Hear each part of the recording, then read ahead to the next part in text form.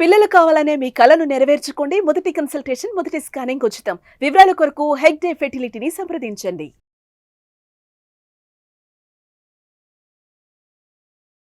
శ్రీమాత్రే నమః గురుగారు. శ్రీమాత్రే నమః. గురుగారు, మహాకుంభమేళ విశిష్టత గురించి తెలియజేస్తారా? శ్రీ గురుభ్యో నమః. శ్రీమాత్రే నమః. గంగా సింధు సరస్వతీ చ యమునా గోదావరి నర్మదా కృష్ణా భీమరథీ చ ఫల్గు సరయూ శ్రీగండకీ గోమతి కావేరీ కపిలా వరాహతనయా నేత్రావతీత్యాదయో నద్యశ్రీ హరిపాద పంకజ భవాః కుర్యాత్ సదా మంగళం. గంగే చ యమునే చైవ గోదావరి సరస్వతి నర్మదా సింధు కావేరి జలేస్మిన్ సన్నిధిం భవతు. శ్రీమాత్రే నమః. శ్రీమాత్రే నమః. మన యొక్క సనాతన ధర్మములో నదులకి చాలా వైశిష్ట్యత ఉంది. నదిని మనము అమ్మలాగా ధ్యానం చేస్తాం. నది, ప్రతి ఒక్క నదికి ఒక పేరు పెడతాము. అది స్త్రీమూర్తిగానే భావిస్తాం. ఎందుకోసం అంటే మనకి పునరుత్పత్తి శక్తినిచ్చేది జలమే. శక్తినిచ్చేది జలమే. ఇప్పుడు ఏ వ్యక్తి అయినా మూర్చబడిపోయాడు, వాడికి ఇమీడియట్లీ ఇచ్చేది ఏంటి? నీళ్ళే. సో ఇన్స్టెంట్గా ఎనర్జీ ఇచ్చేది మనకి శక్తి నీళ్ళే. నీటిని పూజించడం అనేది సనాతన ధర్మంలో గొప్పనైనటువంటి ఆస్తి. ఇది ప్రధానం కూడా, ఇది ఆస్తికం. సో మనకి ఇప్పటిదాకా ఇప్పుడే ఒక శ్లోకం చెప్పాను. గంగా సింధు సరస్వతీ చ యమున గోదావరి నర్మదా కృష్ణ భీమరథీ చ ఫల్గు సరయూ శ్రీగండకీ గోమతి కావేరీ కపిలా వరాహతనయా నేత్రావతీత్యాదయో నద్యశ్రీ హరిపాద పంకజ భవాః కుర్యాద్రువం మంగళం. ఇన్ని నదుల పేర్లు ఉన్నాయి. సంస్కృతం చాలా గొప్పది. ఒక ఛందస్సు ప్రకారంగా పెట్టుకుంటే అన్ని గుర్తుంటాయి మనకి. ఆ ఫ్లోలో మనం చెప్పేసుకోవచ్చు. ఇన్ని నదుల్లో మన భారతదేశంలో అత్యంత శ్రేష్టమైనటువంటి నదులు రెండు. మొట్టమొదటి ప్రధానమైన నదుల్లో రెండు, గంగా, యమున. ఇవి తూర్పు సముద్రంలో కలుస్తాయి. ఇవి రెండు. గంగా నది ఒక దగ్గర పుడుతుంది, యమునా నది ఒక దగ్గర పుడుతుంది. కానీ గంగా మొదలు పుట్టినప్పుడు భాగీరథిగా ఉంటుంది. తర్వాత అలకనంద, ఇంకా చాలా నదులన్నిటిని కూడా కలుపుకొని చివరికి హరిద్వార్కి వచ్చేసరికి అది గంగా నదిగా మారుతుంది. అలాగే యమునా నది అక్కడెక్కడో పుడుతుంది. ఆ యమునా నది ప్రవహిస్తూ ప్రవహిస్తూ మనకి అలహాబాద్లో వచ్చి కలుస్తుంది. తర్వాత బద్రీనాథ్లో గుప్త సరస్వతి నది ఉంటుంది. అక్కడ సరస్వతి నది ఉంటుంది. బద్రీనాథ్లో మనం చూస్తాం సరస్వతి నది పుడుతుంది, మన కంటి ఎదురుగానే మాయమైపోతుంది. సరస్వతి నది అద్భుతమైన ప్రవాహం కనిపిస్తుంది, గుళకరాళ్ళ మీద పడుతుంది, కనబడదు, ఇంకా మాయమైపోతుంది అక్కడ గంగా నది. అది సరస్వతి నది. సరస్వతి గుప్త నది, గుప్త శక్తిగా గుప్త నది అంటారు. సరస్వతి నది గుప్త నది. ఆ జగదంబ యొక్క శక్తి సరస్వతి మహాశక్తి. అందుకే జ్ఞానము గుప్తంగా ఉంటుంది అందరికి కూడా. అది మనము వాక్శక్తి ద్వారా ప్రకటించినప్పుడు మాత్రమే జ్ఞానం కనిపిస్తుంది. మౌనంగా ఉన్నామనుకోండి, జ్ఞానం కనిపిస్తుందా? కనిపించదు. మాట్లాడితేనే జ్ఞానం కనిపిస్తుంది. అలాగే ఈ సరస్వతి నది కూడా దుర్మార్గులకు దొరకకూడదు, ఇది అశుద్ధం కాకూడదు అని చెప్పి. ఎందుకోసం అంటే మనము ఇప్పుడు చూస్తున్నాం నదుల్ని ఎన్నిటిని మనం కాలుష్యం చేస్తున్నాం. యమునా నది అయితే భయంకరమైన కాలుష్యం. అది మన కార్తీక మాసంలో చౌట్ పూజలప్పుడు వెళ్తే కనుక మొత్తం నురిగే కంప్లీట్గా. స్నానం చేయాలంటే అందరికీ అసహ్యం వేసేటట్టుగా తయారైంది. సో నదుల్ని మనం పాడు చేస్తున్నాం. అందుకే ఋషులు ఏం చేశారు అంటే, ఏ నది అయినా పర్వాలేదు కానీ, ఏ నదికైనా ఒక శక్తి ఉంది కానీ సరస్వతి నది మాత్రం కాలుష్యం కాకూడదు. ఎందుకోసం అంటే జ్ఞానం. ఇప్పుడు నేను ఒక విషయం చెప్తున్నాను, ఈ యొక్క జ్ఞానం ఎక్కడి నుంచి? నాకు ఋషుల నుంచి ఇచ్చారు. ఈ మధ్యలో ఎవరైనా ఎదవలు వచ్చి ఈ జ్ఞానాన్ని మొత్తం పాడు చేశారనుకోండి, అది నెక్స్ట్ తరాలకు కూడా పాడైపోయిన జ్ఞానమే వస్తుంది తప్ప ఒరిజినల్ నాలెడ్జ్ రాదు. సో జ్ఞానాన్ని ఎప్పుడు కూడా మనము పాడు చేయకూడదు. కాబట్టి జ్ఞాన నది సరస్వతి నది. ఆ సరస్వతి నది ఏమో జ్ఞానప్రదము, గంగా నది ఏమో ఐశ్వర్యప్రదము. గంగా నది ఐశ్వర్యాన్ని ఇస్తుంది, యమునా నది అరిష్టాలు మొత్తం తీస్తుంది. యమునా నది ఎవరు? యమధర్మరాజు యొక్క సోదరి ఆమె. ఆమె తన యొక్క అందరికి పాపులందరికీ శిక్ష విధిస్తూ ఉంటే తాను తపస్సు చేసింది. ఇంతమంది పాపాత్ముల, ఇంతమంది బాధపడుతున్నారా? ఇప్పుడు మన ఇంట్లోనే మన ఇంటి పెద్దనో ఎవరో అందరికి హింసిస్తూ ఉంటే మనకి ఇంట్లో ఆ హింస చూసి చూసి బాధ అనిపిస్తూ ఉంటుంది. స్త్రీకి ఉన్న సహజ లక్షణం ఏంటంటే కారుణ్యం, మాతృతత్వం. ఆ యమునమ్మ తల్లి శివుణ్ణి గురించి ప్రార్థన చేసింది. ఇంతమందికి కష్టాలు, ఇన్ని పాపాలు, ఇంతమంది వీళ్ళ పాప నివారణ ఏం లేదా అని అంటే అప్పుడు శివుడు అనుగ్రహించాడు. అమ్మా, నువ్వు యమునా నదిగా నువ్వు ప్రవహిస్తావు, ఇదే హిమాలయ సానువుల్లో పుడతావు, నువ్వు ప్రవహిస్తావు. యమునా నది నువ్వు ఎప్పుడైతే గంగా నదితో కలుస్తావో, గంగా నదితో కలవగానే నీలో ఒక అద్భుతమైన శక్తి వస్తుంది. నీవు గంగా నదిలో కలిసి పునీతమవుతావు. ఎవరైతే ప్రాయశ్చిత్తం అంటే తాము చేసిన తప్పులకు మనస్ఫూర్తిగా ప్రాయశ్చిత్త భావనతోటి ఎవరైతే వచ్చి పుష్కర కాలములో, కుంభకాలంలో, మహాకుంభ సమయంలో స్నానం చేస్తారో వాళ్ళకి పాపాలన్నీ కూడా తొలగిపోతాయి అని అనుగ్రహించాడు పరమశివుడు. సో యమునా నదిలో ఎప్పుడు మునిగినా యమునా నది ఏం చేస్తుందంటే యమునా తరణము అంటారు, యమునా తరణము అంటారు.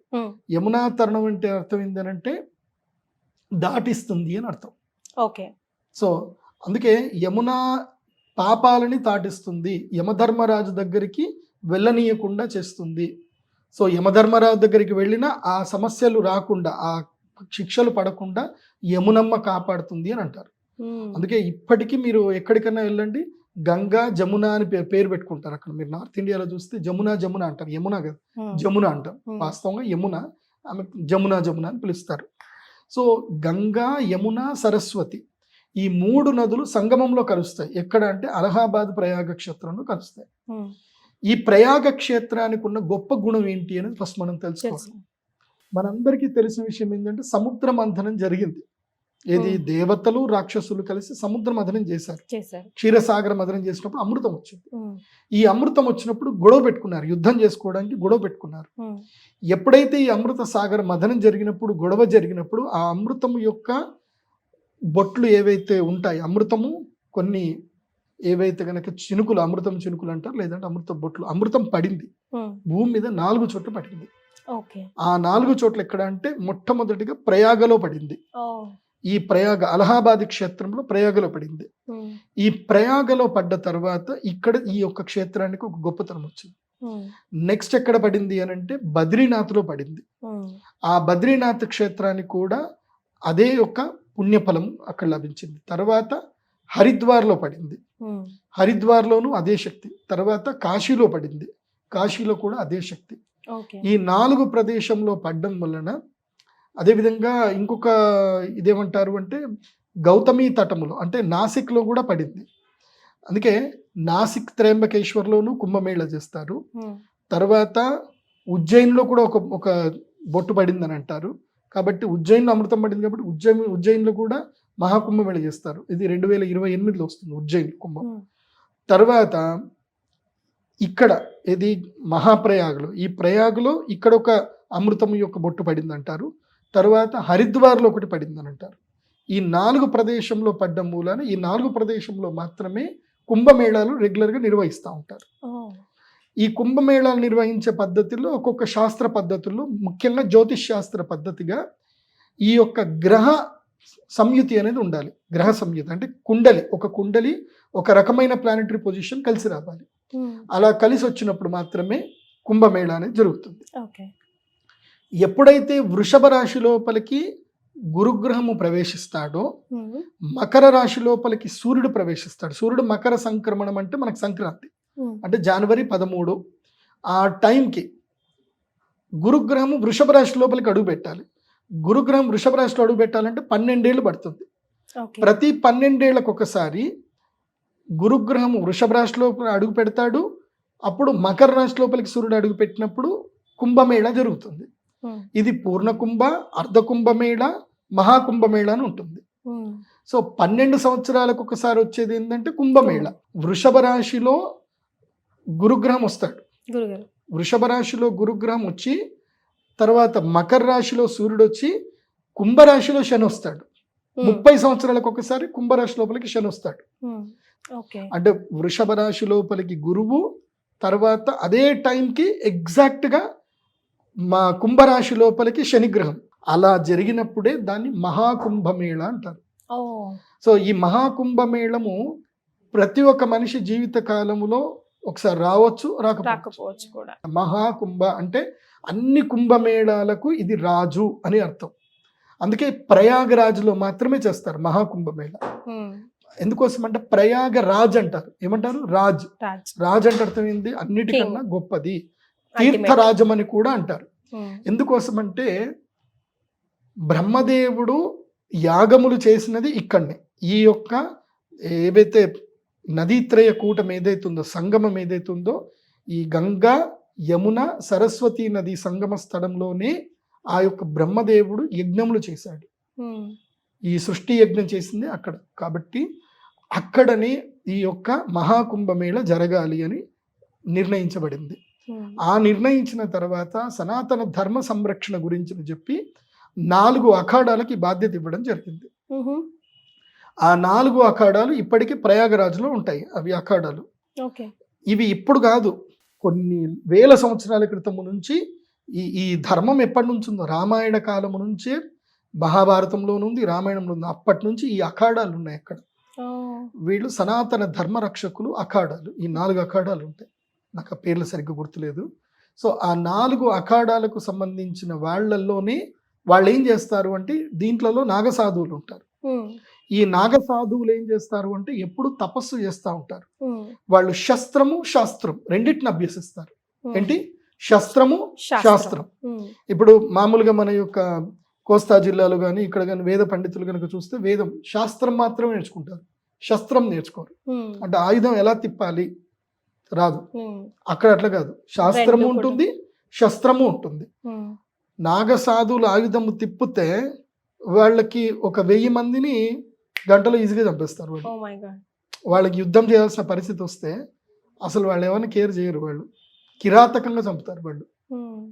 వాళ్ళకి అలా శస్త్రము శాస్త్రం 2 ఉండాలని చెప్పి పూర్వకాలములోనే వాళ్ళకి ఆ పద్ధతి నేర్పించేశారు. అలా చాలా మంది నాగసాధువులుగా మారిపోతా ఉంటారు. ఈ నాగసాధువులే దేశ సంరక్షకులు. నిజం చెప్పాలంటే ఈ దేశాన్ని రక్షిస్తుంది వీళ్ళు. ఒకప్పుడు కాశీలో పూర్తిగా ఎవరైతే ఇస్లామిక్ వాళ్ళు వచ్చేసి కాశీ క్షేత్రాన్ని మొత్తం భ్రష్టుపరచడానికి నాశనపరుస్తూ ఉంటే అప్పుడు ఈ నాగసాధువులు యుద్ధం చేసి కాశీని మళ్ళీ ఆక్రమించేసుకున్నారు పూర్తిగా. అది ఇప్పటి వరకు చరిత్రలో ఎవరు చెప్పాలి, చరిత్రలో ఎవరికి తెలియదు ఆ విషయం. సో అది నాగసాధువులు అంటే ధర్మ సంరక్షణకు శరీర త్యాగం చేయడానికి సిద్ధంగా ఉండేటువంటి వాళ్ళు నాగసాధువులు. అందుకే నా గురుగారు వాళ్ళకి కుంభమేళలో మహాకుంభమేళలో ఫస్ట్ ప్రిఫరెన్స్ ఇస్తారు. అందుకే ఈ మహాకుంభమేళ ఎప్పుడు కుంభమేళ జరిగినా సరే ఈ నాగసాధువులు వస్తారు. ఈ నాగసాధువులు ఎక్కడుంటారో ఎవరికీ తెలియదు. మిగతా రోజుల్లో ఎక్కడుంటారో తెలియదు. వీళ్ళు గుప్తంగా రహస్యంగా ఉంటారు. వీళ్ళకి కనబడరు ఎవరు. పోనీ వీళ్ళు ఎక్కడ ఎవరైనా జోలి పట్టుకొని అడుక్కుంటారంటే అది లేదు. వీళ్ళకి సాక్షాత్తు శివుడే వీళ్ళకి అన్నం పెడతాడు. ఇది నుడి, సాక్షాత్తు ఇది నుడి, ఇది సత్యం కూడా. వీళ్ళు ప్రయాణం ఎట్లా చేస్తారో ఎవరు తెలియదు. ఇప్పుడు మనము ప్రయాగరాజ్లో ఉంటాం. ఏ ఒక్క నాగసాధువు కూడా బస్సులో వచ్చినట్టు కనబడ్డు. నడుచుకుంటూ వస్తారు, మనకి కనబడ్డప్పుడే నడుచుకుంటూ ఉంటారు. తర్వాత మీరు ఊరవతలేళ్ళు ఎక్కడ చూడండి ఏ నాగసాధువు కనబడ్డు. అంతర్ధానం అయిపోతారు, మాయమైపోతారు. మహాశక్తి సంపన్నులైనటువంటి గొప్ప గొప్ప నాగసాధువులు వస్తారు. ఈ నాగసాధువు అంటే అర్థం ఏంటో చాలా మందికి తెలియదు. నాగ అంటే పాములు అనుకుంటారు. నాగసాధు అంటే పాములు సాధులు కాదు. అగ అంటే నగచ్చతి ఇది నాగ అంటే ఏదైతే కదలదో దాన్ని నాగము అంటారు. నాగము నగము అంటే అర్థం ఏంటంటే పర్వతం. వీళ్ళు పర్వత ప్రాంతము లోపల హిమాలయ సానువుల్లోనూ వింధ్య పర్వతాల్లోనూ ఆరావళి పర్వతములోనూ వీళ్ళు సూక్ష్మ రూపంలో ఉంటారు. వీళ్ళు కొంతమంది వృక్ష రూపంలోకి మారిపోతారు, తర్వాత కొంతమంది యోగ నిద్రలోకి వెళ్ళిపోతారు. మీకు ఎవరైనా తారసపడ్డారా గురుగారు? అలాంటి వాళ్ళు ఉన్నారు, మహానుభావులు చాలా మంది ఉన్నారు. వాళ్ళు అద్భుతాలు చేస్తారు. ఈ నిమ్మకాయలు లేపడాలు, గాళ్ళు ఉంగరాలు తీసేది ఇవి కాదు. వాళ్ళు ఇలా నెత్తి మీద చేయి పెడితే నీ భవిష్యత్తు గతం అంతా కూడా వాళ్ళకి తెలిసిపోతుంది. అంత శక్తి ఉంటుంది వాళ్ళకి. అసలు వాళ్ళ దర్శనం చేసుకోవాలి అంతే. ఈ మహాకుంభంలో వెళ్ళి వాళ్ళ దర్శనం చేసుకోవడమే పుణ్యం. అలాంటి నాగసాధువులు ఉంటారు. ఇవన్నీ చిల్లర మ్యాజిక్లు వాళ్ళు చెయ్యరు. వాళ్ళదంతా శస్త్రము శాస్త్ర చింతన చేస్తారు, శివుడి గురించి మాట్లాడతారు. ఇవన్నీ ఉండవు వాళ్ళకి. నీ ఈతి బాధలు చెప్పుకోవడాలు, ఇవి డబ్బులు అడగడాలు ఉండవు వాళ్ళకి. అసలు వాళ్ళ డబ్బును అసలు కేర్ చేయట్లేదు, విసిరి పారిస్తారు. మీరు సంధించిన మొదటి ప్రశ్న ఏదైనా ఉందా వాళ్ళని?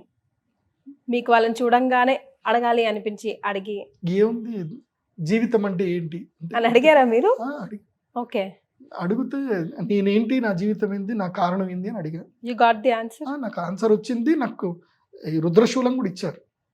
అవును, మీరు చెప్పారు. నాకు రుద్రశూలం ఇచ్చింది వారు నాకు రుద్రశూలం ఇచ్చి, ఇది లోక కళ్యాణం కోసము నీ జ్ఞానం ఉపయోగపడుతుంది, కాకపోతే ఒక ఏజ్ చెప్పారు, ఆ టైంకి నువ్వు మా దగ్గరికి వచ్చేస్తావు, నా దగ్గర ఉండాలి, మా దాంట్లోకి వచ్చేస్తావు నువ్వు అని చెప్పారు. ఆ టైం వస్తుంది ఇంకా. సో ఎక్కడి వరకు మీరు ప్రజలకి నువ్వు లోక కళ్యాణం చేయ వరకు అక్కడి వరకు చెయ్యాలి. చేసిన తర్వాత ఒక సమయం వస్తుంది, నా నుంచి నీకు సందేశం వస్తుంది, ఆ సందేశం రాగానే నువ్వు రావాలి, తర్వాత ఇంకా సాధన చేయాలి అని చెప్పి వచ్చింది. అందుకే నాకు రుద్రశూలం వచ్చిన తర్వాతనే నేను అందరికీ ప్రజల లోపలికి వచ్చాను. అప్పటిదాకా నాకు అంత ఇది లేదు, ప్రాస్పరిటీ అనేది అంత రాలేదు. అప్పటిదాకా చాలా ఇబ్బందుల్లో ఉన్నాను. రుద్రశూలము ఆ నాగసాధువులు నాకు ఇచ్చారు. ఆయన ఇచ్చిన తర్వాత నేను దండం పెట్టి సరే గురూజీ అని చెప్పి ఇలా చూసే లోపల మాయమైపోయారు. ఆయన ఎక్కడ కనబడలేదు నాకు. ఇచ్చారు, అంతర్ధానం అయిపోయారు. కేదార్నాథ్ దగ్గర జరిగింది, నాకు వాస్తవంగా జరిగింది. సో మరి ఇప్పుడు రాబోతున్న ఈ మహాకుంభమేళాని మేమంతా కామన్ పబ్లిక్ ఎలా యూటిలైజ్ చేసుకోవాలంటారు? మేము ఎలా వెళ్ళాలి, ఎప్పుడు, ఎందుకు, ఎలా, హూ ఆల్ ఆర్ ఎలిజిబుల్, అలాంటి విషయాలు. పుట్టిన చంటి పిల్లాడి దగ్గర నుంచి, అంటే 3 నెలల చంటి పిల్లాడి దగ్గర నుంచి కాటికి కాలు దూసే ప్రతి ఒక్కడి వరకు అందరూ కూడా ఈ మహాకుంభమేళలో వెళ్ళి అక్కడ స్నానం చేయాల్సిందే. డుబ్కి కొట్టాలి, 3 మునకలు మునగాలి, స్నానం చేయాల్సిందే. అక్కడ మెయిన్గా స్నానమే. ఇంకా మీరు శ్రాద్ధములు ఏం చేస్తారా, లేకపోతే వేణిదానం చేస్తారా, అదంతా తర్వాత మ్యాటర్. అది నాట్ రెగ్యులర్గా ఎప్పుడైనా చేసుకోవచ్చు. శ్రాద్ధములు ప్రయాగరాజ్లో తప్పకుండా శ్రాద్ధం చేయాలి, అది ఎప్పుడైనా చేయొచ్చు. వేణిదానం చేయాలి. ఆడవాళ్ళు వెంట్రుకలు కేవలం ఒక్క దగ్గర మాత్రమే తీసే ప్లేస్ ఉంది, అది కేవలము ప్రయాగరాజ్ మాత్రమే, ఇంకెక్కడ వేణిదానం చేయడానికి లేదు. ఆడవాళ్ళు తిరుపతిలోకి వెంట్రుకలు కట్ చేయకూడదు, ఎక్కడ వెంట్రుకలు కట్ చేయకూడదు. ఎక్కడ వెంట్రుకలు కట్ చేసినా భర్తకి ఆయుష్ నష్టం. అదే ప్రయాగరాజ్లో వెంట్రుకలు ఇస్తే భర్తకి ఆయుష్ వర్ధనం. అక్కడ మాత్రమే వేణి దానం అంటారు. వేణి అంటే జడని అక్కడ మాత్రమే దానం చేయాలి. అక్కడ ఎందుకు గురుగారు అట్లా? అది ఒక పద్ధతి, చెప్తాను, అది తెలుసుకొని. ఇప్పుడు మనం పుష్కరాల దగ్గర ఉన్నాం, పుష్కరాల్లో కాబట్టి పుష్కరంలో వెళ్ళి స్నానం చేయడం ప్రధానమైంది. అయితే చాలా మందికి నేను చెప్పేది ఏంటంటే జాగ్రత్తలు కొన్ని చెప్తాను. ప్రయాగరాజ్ అంటే మీరు ట్రైన్లో వెళ్ళొచ్చు, ఫ్లైట్లో కూడా వెళ్ళొచ్చు. ప్రయాగరాజ్ వెళ్ళారంటే ఇక్కడ ప్రయాగరాజు, కాశీ, తర్వాత అయోధ్య, ఇవన్నీ దర్శనం చేసుకొని వస్తే మంచిది. అక్కడే దగ్గరనే అన్నీ ఉంటాయి. మధుర అక్కడే ఉంటుంది, బృందావనం అక్కడే ఉంటుంది, కాశీ ఉంటుంది. ఇదంతా ఒక ప్యాకేజ్ చేసుకోండి, చక్కగా వెళ్ళండి. అయితే ఈ యొక్క 3 నదులు ఎక్కడైతే సంగమం కలుస్తుందో అక్కడనే స్నానం చేయాలని చాలా మంది పట్టుబడి పడతారు. ఏమక్కర్లే, ఆ సంగమం తర్వాత కింద మీరు దాదాపు 30 కిలోమీటర్ల దగ్గర ఎక్కడ పోయినా స్నానం చేసినా నష్టం లేదు. ఎందుకోసం అంటే ఇప్పుడు నాకు తెలుసు, ఆ మధ్య కాలంలో గోదావరి పుష్కరాలు జరిగినప్పుడు తొక్కిసలాట జరిగింది, చాలా మంది చనిపోయారు. చనిపోయినప్పుడు చాలా మంది గురుగారు చాగంటి కోటేశ్వరరావు గారి మీద విమర్శలు చేశారు. మీరు చెప్పారు అదే తీర్థంలోని స్నానం చేయాలని మీరు చెప్పారు, అందుకే అక్కడికే వచ్చారు అని చాలా మంది అన్నారు. అది కాదు, ఆయన ఉద్దేశం వేరే ఉంటాయి. అందరూ స్నానం చేయండి, మంచిగా ఉండండి అని ఆయన చెప్పారు. సో అందరి యొక్క అర్థం చేసుకునే విధానం తప్పింది. ఇప్పుడు కూడా నేను చెప్పేది ఏంటంటే, ఇప్పుడు పుష్కరాలకు అందరూ వెళ్ళండి. గౌరవ ప్రధానమంత్రి నరేంద్ర మోదీ గారు కూడా పిలిచారు అందరినీ. అట్లాగే గౌరవ ముఖ్యమంత్రి, ఉత్తరప్రదేశ్ ముఖ్యమంత్రి శ్రీ యోగి ఆదిత్యనాథ్ గారు కూడా పిలిచారు అందరినీ మహాకుంభకి రమ్మని చెప్పారు. కాకపోతే మన విచక్షణ ఏంటంటే, మహాకుంభ ఉద్దేశం ఏంటి, మనం నదిలో స్నానం చేయడం అనేది మన యొక్క ముఖ్య ఉద్దేశం. కాబట్టి ఎక్కడైనా మంచి ప్లేస్ చూసుకోండి, గూగుల్ మ్యాప్లో సెర్చ్ చేసుకోండి, అక్కడికి చక్కగా వెళ్ళండి, స్నానం చేయండి. తర్వాత ఈ కుంభలో ఏదైతే అఖాడాలు అందరూ ఉంటారో వాళ్ళందరికీ వచ్చి దర్శనం చేసుకోండి, వాళ్ళు ఏమైనా ప్రసాదాలు ఇస్తే స్వీకరించండి, అది చేసుకోండి. కాకపోతే క్రౌడ్లో ఇరుక్కోవద్దు. క్రౌడ్లో ఇరుక్కొని మళ్ళీ ఎందుకురా జోషి గారు చెప్పారు మనం వచ్చేసాంరా ఇరుక్కుపోయాంరా అన్న బాధ ఉండకూడదు. సో మొదలే చూసుకోండి, ప్రీ ప్లాన్ ప్రకారం వెళ్ళండి. జనరల్ గా ఒక నోషన్ ఉంది గురుగారు, అంటే ఏదైనా సముద్ర తీరంలో, మామూలు సముద్ర తీరంలో నదుల స్నానానికి వెళ్ళినా కూడా అక్కడ బట్టలు అక్కడే వదిలేసి రావాలి, తిరిగి ఏది తీసుకురాకూడదు, అలాంటివి ఏమైనా ఉన్నాయా? అవన్నీ పిచ్చి పనులు ఇవి. మనం క్రియేట్ బట్టలు ఒక్కటి గుర్తుపెట్టుకోండి, నీ వస్త్రము అంటే నీ యొక్క శక్తితోటి నీతోటి కలిసినటువంటిది, అది బాగా గుర్తుపెట్టుకోండి. కొన్ని నేను రహస్యాలు చెప్పకూడదు, కాకపోతే ఏంటంటే ఇప్పుడు మా ఇంట్లోనే మా నాన్నగారు జ్యోతిష్ శాస్త్ర పండితులు, నేను చాలా చిన్నపిల్లాడిని. మా ఇంట్లోకి రోజు వచ్చి జనాలందరూ కూర్చునేటోళ్ళు. ఎవరైనా పిల్లలు తప్పిపోతే పోలీస్ స్టేషన్ పోవాలి, కానీ మా నాన్న దగ్గరికి వచ్చేవాళ్ళు అందరూ. మా నాన్న దగ్గరికి ఎట్లా వచ్చేటోళ్ళు, ఆ తప్పిపోయిన పిల్లాడి యొక్క షర్ట్ పట్టుకొని వచ్చేవాళ్ళు. మా నాన్న యంత్రం రాసేవాళ్ళు. అట్లాగే గోదలు తప్పిపోయేటి, గోదలు తప్పిపోతే, గోదలు అంటే తెలుసు కదా, ఆవులు గేదెలు తప్పిపోయేటి. అవి తప్పిపోతే వాటికి ఏదైతే కడతారో, తాడు కడతారు కదా, ఆ తాడు వదిలించుకున్న తాడు ఒక పీట తీసుకొని వచ్చేవాళ్ళు. మా నాన్నగారు బొగ్గుతోటి ఆ పీట మీద ఒక యంత్రం రాసేవాడు. అట్లాగే ఎవరైతే ఇంటి నుంచి వెళ్ళిపోయారో వాళ్ళ షర్ట్ మీద ఒక యంత్రం రాసేవాడు. ఈ షర్ట్ ఇంట్లో వెళ్ళి ఒక మూలకు వేసేసి అగరబత్తి పొగ చూపించి అక్కడనే పెట్టండి, ఇంకొక యంత్రం రాసేవాడు మా నాన్నగారు. రాసి బూర్జపత్రం అని ఒకటి ఉంటుంది, బూర్జపత్రం మీద యంత్రం రాసి ఆ పిల్లవాడు ఎప్పుడు పుట్టాడు, వాడి డేట్ ఆఫ్ బర్త్ టైం ప్రకారం వాడి జాతకం, ఒకవైపు వాడి జాతకం, వెనక వైపు యంత్రం, ఇవి రెండు రాసి ఇంటి దగ్గర బయట గుమ్మాన్ని కట్టండి, ఇది ఎలా తిరిగితే వాడు అట్లా ఇంటికి వచ్చేస్తాడని చెప్పేవాడు. తర్వాత ఈ ఆవులు గేదెలు తప్పిపోతాయి కదా, వాటికి కూడా ఆ పీట మీద కట్టి, ఆ పీటకి ఏదైతే వాటి యొక్క అణుగు తాడు ఉంటుందో ఆ తాడు కట్టి అది ఎక్కడి నుంచి పోయిందో అక్కడ పెట్టండి, దాన్ని ఎక్కడ రెగ్యులర్ కడతారో అక్కడ పెట్టండి, అదే వస్తుంది అని చెప్పేవాళ్ళు. మీరు ఇప్పటికీ మీ సుమన్ టీవీ కెమెరా తీసుకొని వెళ్ళిపోయి పెద్ద బోర్గాము, గూపన్పల్లి, నిజామాబాద్ దగ్గర చుట్టుపక్కల ఉండే ఊర్లలో ఎవరిని వెళ్ళి అడిగినా చెప్తారు, అందరూ చెప్తారు, ఇది సత్యం. అందరూ తిరిగి వచ్చారు. అంతెందుకు, ఒక సబ్ రిజిస్ట్రార్ గారి కొడుకు తప్పిపోయాడు, మా నాన్నగారు లేరు అప్పుడు. అయోధ్య ఈ శిలాస్థాపనకి మా నాన్నగారు వెళ్ళారు, మా నాన్నగారు ఇంట్లో లేరు. నా దగ్గరకు వచ్చి ఏడుస్తూ కూర్చున్నారు వాళ్ళు, ఏం చేయాలి, సబ్ రిజిస్ట్రార్ అంటే పెద్ద ఆయన అయిపోయారు, ఆయన వచ్చి రావడం ఏంది, ఏం కథ అని. అప్పుడు మా అమ్మ అంది, ఏం పర్లేదు మీరు ధైర్యంగా ఉండండి అని నన్ను పిలిచింది. అప్పుడు పిలిచి ఆ పుస్తకం అని, మా ఇంట్లో గ్రంథం ఉంది, ఆ గ్రంథం తీసి ఆ పుస్తకంలో ఈ పేజీలో ఉంటే చూడు, అది చూసుకుంటే ఇక్కడ రాయను, జపం చేయి, ఫస్ట్ గాయత్రి మంత్రం జపం చేసుకొని మంత్రం జపం చేయించి నాతో రాయించింది ఫస్ట్ టైం మా అమ్మ. మా అమ్మ కూడా రాయొచ్చు కానీ నీకు చెప్పలే, నాతో రాయించింది, నేను రాసిచ్చా. తర్వాత అంజనం వెయ్యు, ఇది చెయ్యు, ఎక్కడున్నారో ప్రశ్న అని చెప్పేసి అంటే ప్రశ్న వేస్తే నదీ తీర నీళ్లు ఉండే ప్రదేశంలో ఉద్యానవనంలో ఉన్నాడు అని వచ్చిందనంటే, ఎటువైపు అని అంటే ఉత్తరం వైపు అని అంటే ఉత్తరం వైపు వెళ్ళారు. అక్కడ నిజామాబాద్ దగ్గర అలీసాగర్ అని ఒక గార్డెన్ ఉంది, ఆ గార్డెన్లో ఆ పిల్లాడు దొరికాడు. సో ఇవి జరిగింది, ఇది వాస్తవంగా నాకు 100% జరిగింది. ఇప్పటికీ చాలా జరిగాయి. ఇప్పుడు ఆ యొక్క శక్తి మా నాన్నగారు నాకు ప్రసాదంగా ఇచ్చారు. మా నాన్నగారు నాకు ఇచ్చిన ఆస్తి ఏంటంటే ఆ గ్రంథమే, ఆ గ్రంథము, ఆ జ్ఞానమే, ఆ శక్తి నాకు మా నాన్నగారు ఇచ్చారు. దానివల్లనే, ఆ రహస్య విద్యల వల్లనే నేను చాలామందికి హెల్ప్ చేయగలిగాను. కాబట్టి ఇలాంటి రహస్య విద్యలు తెలిసిన మహానుభావులు చాలామంది అక్కడికి వస్తారు. కాకపోతే నాకు తెలిసిన మహానుభావులు కొంతమంది ఉంటారు, వాళ్ళు దేన్ని ఆశించరు పెద్దగా.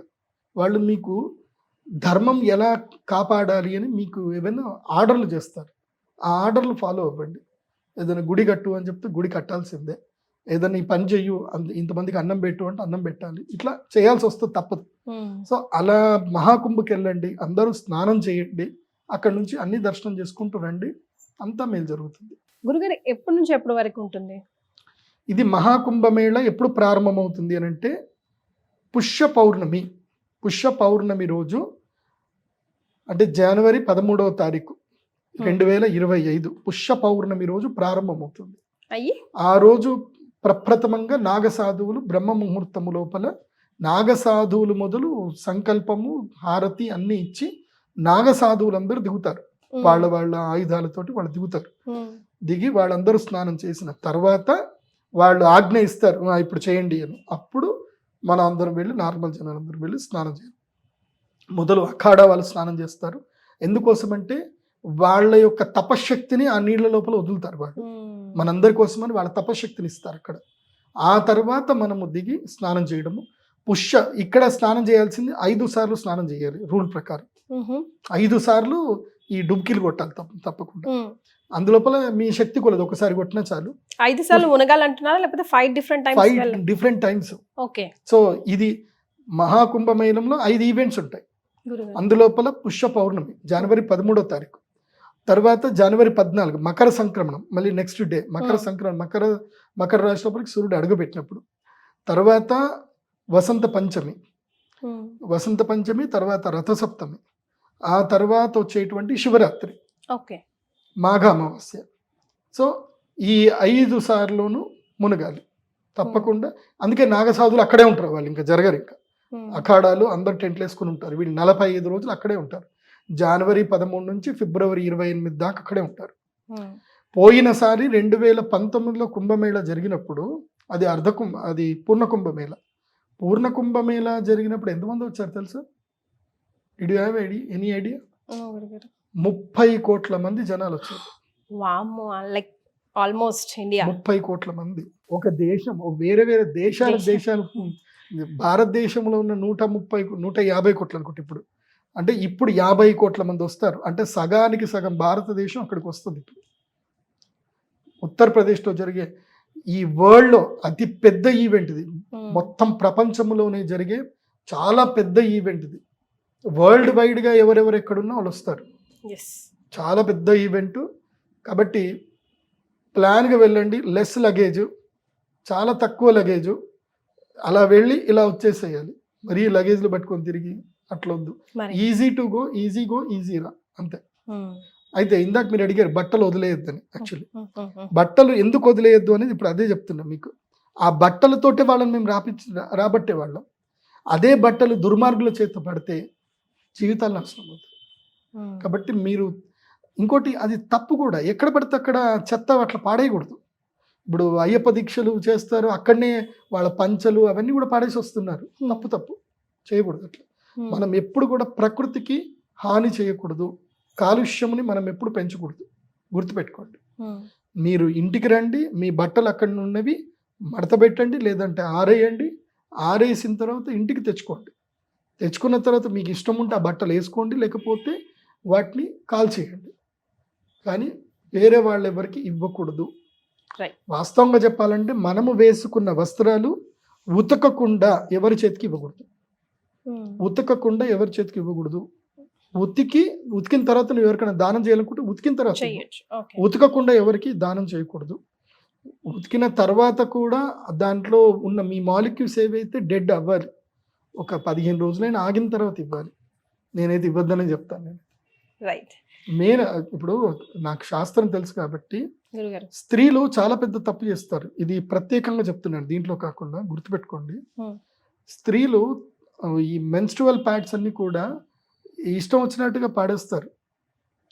మన శాస్త్ర పద్ధతి ఏంటంటే మెన్స్ట్రువల్ ప్యాడ్స్, బట్టలు, పూర్వకాలంలో బట్టలు ఉండేటివి ఉతుక్కునేవాళ్ళు, లేదు అంటే కాల్చేసేటువంటి వాళ్ళు. ఇప్పుడు కూడా చెప్తున్నాను, మెన్స్ట్రువల్ ప్యాడ్స్ ఎక్కడ పడితే అక్కడ పాడేయకండి. ఇంట్లో ఏదన్నా ఉంటే కాల్చేది ఏదైనా ఉంటే అందులో వేసేసి కాల్చేసేయండి. కానీ మాత్రం అది ఎవరి చేతి పడకూడదు. స్త్రీ యొక్క ఋతుక్రమానికి సంబంధించిన దాన్ని కుక్క గనక నాకిన వాసన చూసినా ఆ స్త్రీకి ఎంత కష్టం వస్తుంది అని అంటే చాలా కష్టం వస్తుంది చెప్తున్నాను. ఆ స్త్రీ తన జీవితంలో ఎక్స్పెక్ట్ చేయటం అన్ని దారుణాలు జరుగుతాయి. కుక్క నాకూడదు. చాలా ఉంటాయి, ఇవన్నీ కూడా చెప్తే అంత బాగుండదు. కాబట్టి నేను అందరికీ అమ్మలకు చెప్పేది ఏంటంటే, మీరందరూ అమ్మవారులే, కాకపోతే ఆ ఋతుక్రమానికి సంబంధించిన వస్త్రంలో ఏవైతే ఉన్నదో కాల్చేయండి. కాల్చేయడమే మంచిది.